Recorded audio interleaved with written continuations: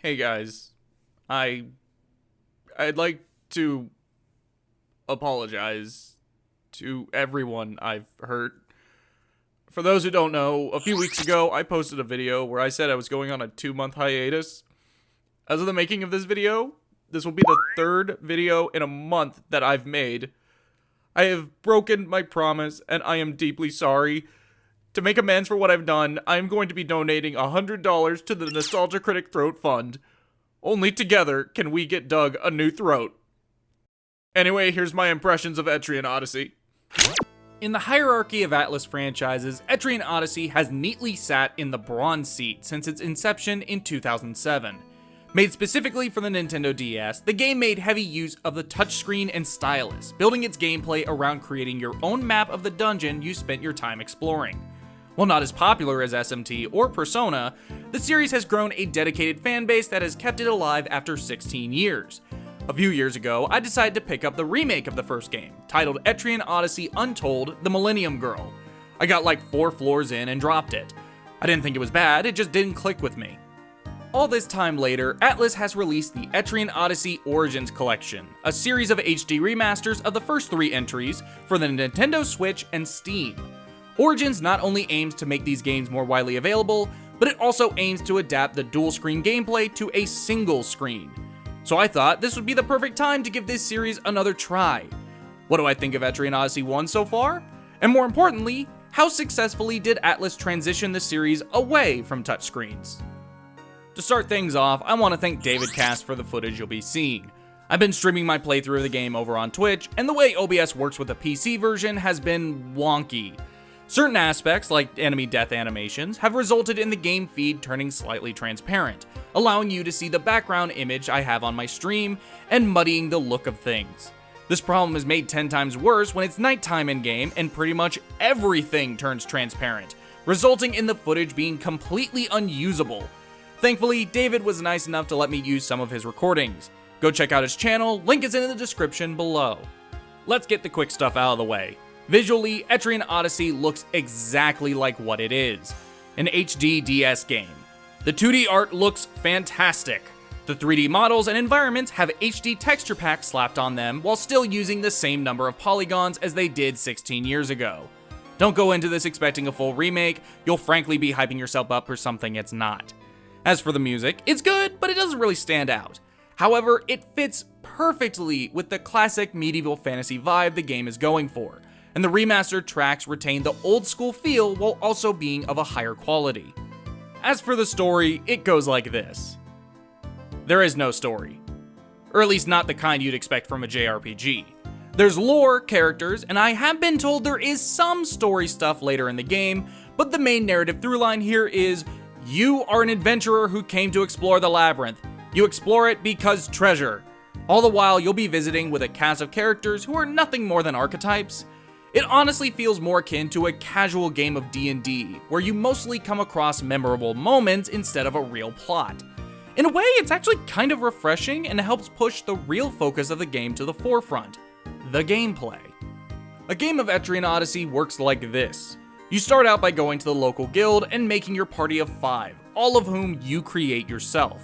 Pick a class, pick a portrait, and pick a name for all of them. Once you do that, you get them geared up at the local blacksmith's that's run by a girl with a Jamaican accent for some reason, maybe pick up a quest or 2, and then head into Yggdrasil, the dungeon outside of the town of Etria. Dungeon crawling is this game's bread and butter. While there is an auto map feature, exploring and drawing your own map is incredibly fun and satisfying, while also conveying a real sense of progress as you familiarize yourself with this previously foreign environment. Whenever you get a game over, you do revert to your last save file, but you're always given the option of saving your map progress. Because of this, it never feels like a game over equates to wasted efforts. You can run down a path with a super dangerous enemy on it that you know is going to kill you, but so long as you're able to learn what's over there and write it down, it feels like it was ultimately worth it in the end.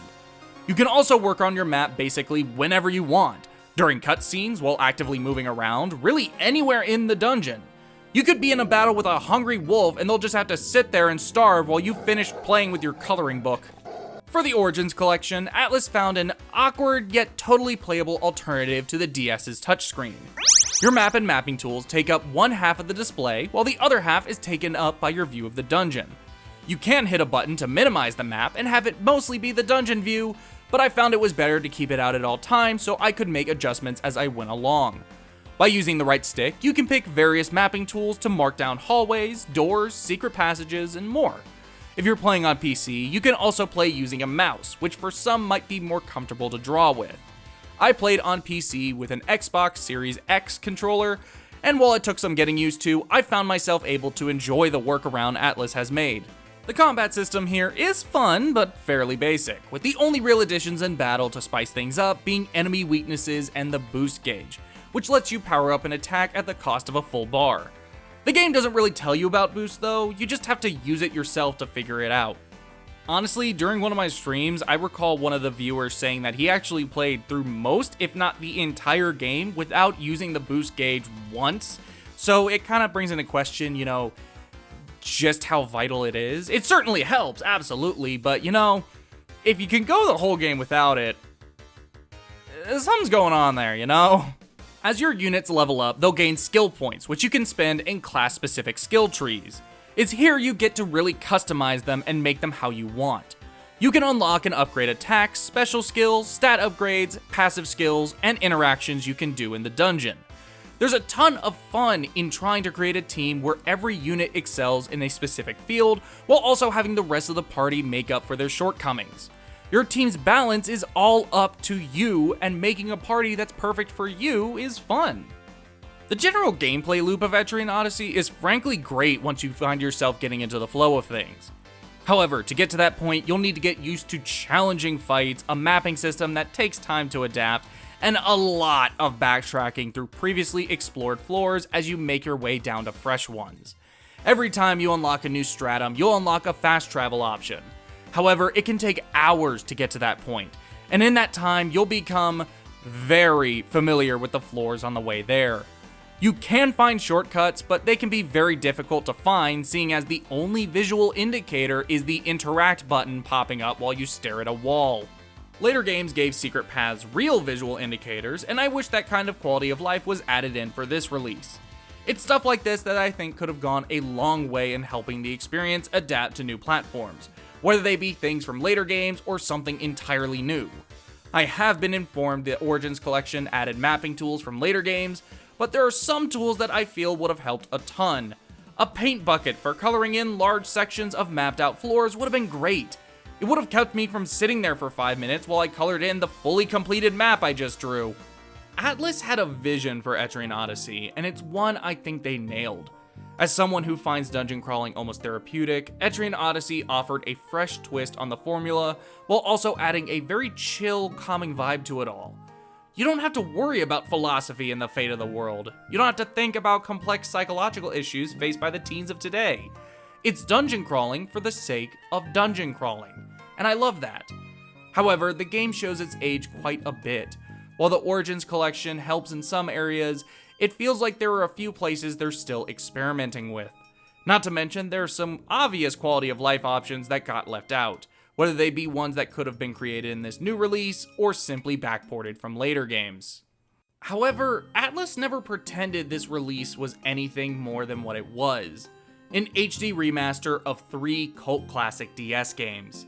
And as someone who was basically unfamiliar with the series prior to this point, I can say that, in spite of the age, I totally get why people adore these games so much. Unlike Atlus's other JRPGs, I don't really think there is a single aspect in Etrian Odyssey 1 that could stand on its own if isolated from the rest of the game. Rather, it's how everything weaves together that makes it all work as well as it does. Are you a seasoned veteran of Yggdrasil, or are you just as unfamiliar with the series as I was? Tell me what you think of Etrian Odyssey in the comments down below, and while you're there, leave a like, subscribe, and hit the bell to be notified of future uploads. If you want to join me as I continue to explore the labyrinths of Etria, check out the link to my Twitch channel in the description below.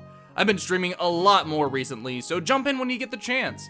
Keep an eye on my Twitter and community tab here on YouTube for updates when I go live. On May 7th, 2023, Doug Nostalgia Critic Walker was filming a review on Ant-Man Quantumania. During this recording session, he screamed so loud about the shot of MODOK's ass that his throat proceeded to literally explode. Seeing as he is one of the internet's most important and beloved cultural icons, I feel it is our duty to restore this man's ability to scream at the top of his lungs, much like he did when I was a young child, the age of 22. Together, we can restore an international icon to his prior glory. I'm actually going to be going on that break now, I promise. Run, run, run.